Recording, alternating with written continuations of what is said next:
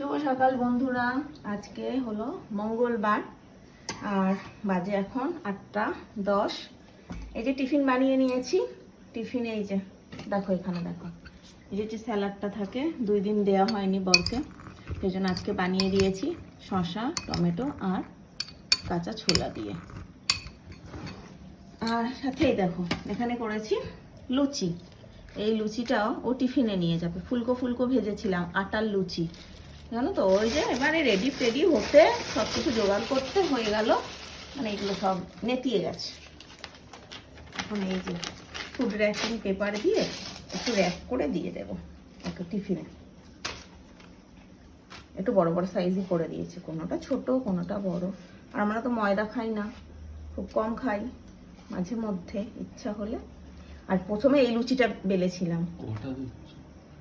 1 2 3 4 5 6 7টা বাবা দুপুরের খাওয়া। এবার ধরো রুটি এত বড় বড় 3টে, ওটা লুচি দিয়ে সমান ধরবে না ভাবছো? ধরিয়ে দেবো আমি, চিন্তা নেই। সেই দুপুরে খাবে আর এই র্যাপিং পেপারটা পড়ে যাচ্ছে। এখন রোজই তো ওই রুটি আর পরোটা করে দিই, তাই ভাবলাম একটু লুচি করে দিই। বৃষ্টি ওয়েদার, দুপুরে বেশ ভালোই লাগবে সেই জন্য। আর এ বাবা, এ তো বড্ড জ্বালায়, বারবার গড়িয়ে পড়ে যাচ্ছে। এটাকে আগে ধরি, এই র্যাপিং পেপারটাকে আবার কিনতে হবে।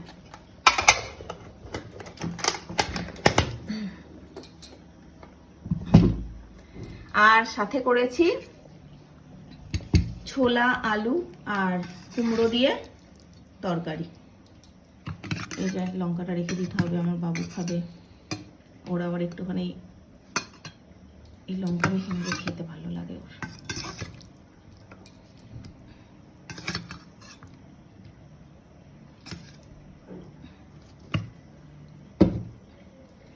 আর ও খেয়ে যাবে এখন মুড়ি তরকারি।